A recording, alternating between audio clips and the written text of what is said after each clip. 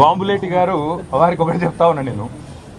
Electoral bonds విషయంలో పాపం సీనన్న ఆనాడు మా పార్టీలో ఉన్నట్టున్నాడు. ఎలక్టరల్ బాండ్స్ విషయంలో పొంగులేటి శ్రీనివాసరెడ్డి గారికి నేను ఒక సూటి ప్రశ్న అడుగుతున్నా. మొన్న మీరు మెగా కృష్ణారెడ్డి ఇద్దరు కలిసి కొడంగల్ లిఫ్ట్ ఇరిగేషన్ ప్రాజెక్టు 4600 కోట్ల ప్రాజెక్టు కేకు కోసుకున్నట్టు ఇద్దరు చెరో ప్యాకేజ్ పంచుకున్నారు. మరి మెగా ఇంజనీరింగ్ అనే సంస్థ కాంగ్రెస్ పార్టీకి 22లో 23లో 100 కోట్ల రూపాయలు ఇచ్చింది ఎలక్ట్రల్ బాండ్స్ రూపంలో. మరి ఇవాళ నేను అంటే ఇది క్విడ్ ప్రో కో. మెగా డబ్బులు ఇచ్చింది, అందుకే రేవంత్ రెడ్డి కొడంగల్ లిఫ్ట్ ఇరిగేషన్ ఇచ్చిండు, మీరు కూడా డబ్బులు ఇచ్చిండ్రు, కాబట్టి రాఘవ ఇంజనీరింగ్ కూడా ఆయన పని ఇచ్చిండు అంటే మీకు సమ్మతమేనా? నంబర్ 1.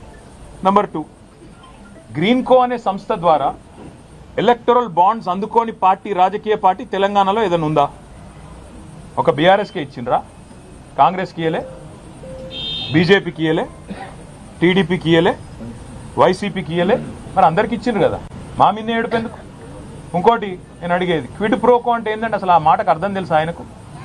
క్విడ్ ప్రోకో అంటే నీకింత నాకింత. సరే ఆయన నాకు ఇచ్చిండు అనుకుందాం, నేనేమో ఆయనకి ఇచ్చిన, చెప్తాడా? రుజువు చేస్తావా? ఆయనకి ఏమొచ్చింది ఇలా? మీరు చెప్పురు నాకు, దయచేసి నాకేం అర్థమవుతుంది. క్విడ్ ప్రోకో అనే మాటకి ఏంది? నీకు ఇది నాకు అది.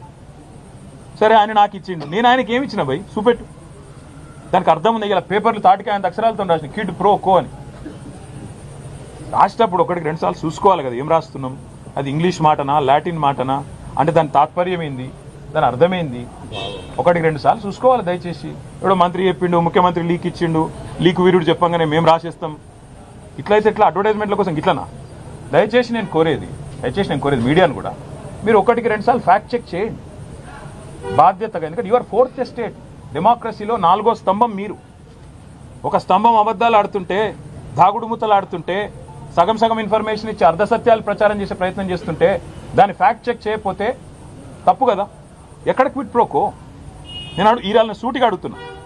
మెగా ఇంజనీరింగ్ అనే సంస్థ మాకు కూడా ఇచ్చిందండి, అది కూడా చెప్తున్నా. మళ్ళీ ఇంకేదో దివాలా కోర్ స్టోరీ స్టార్ట్ చేస్తారు, లేకపోతే అందరికి ఇచ్చిండు ఆయన. కాంగ్రెస్కి ఇచ్చిండు, బీజేపీకి ఇచ్చిండు, టీఆర్ఎస్కి ఇచ్చిండు, అందరికి ఇచ్చిండు. మరి మెగా ఇంజనీరింగ్ ఆ రోజు పైసలు ఇచ్చింది కాంగ్రెస్కు, తర్వాత రేవంత్ రెడ్డి కొడంగల్ లిఫ్ట్ ఇరిగేషన్ ఇచ్చిండు, మరి అది క్విడ్ ప్రోకోనా?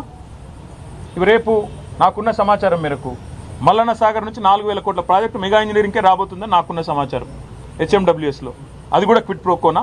హైదరాబాద్కు తాగునీటి చెప్తున్నారు కదా, మూసీ అని ఉన్నది, మూసీ ప్రాజెక్ట్ అని మాట్లాడుతున్నారు, అది కూడా ఆల్రెడీ మెగాకు మాట్లాడినట్టు, ఇదంతా కూడా క్విడ్ ప్రోకోనా? నేను ఇంకొక మాట అడుగుతున్నా.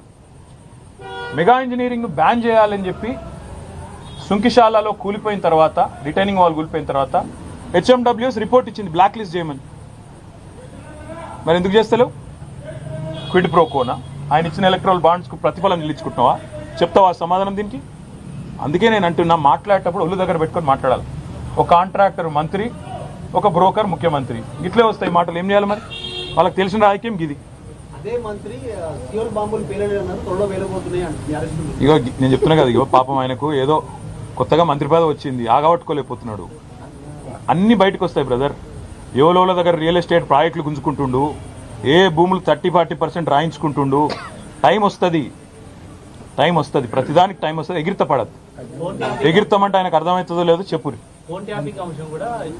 ఇగో బ్రదర్, ఇగో 1 ఇయర్ నుంచి ఈ టైం పాస్ నడుస్తుంది.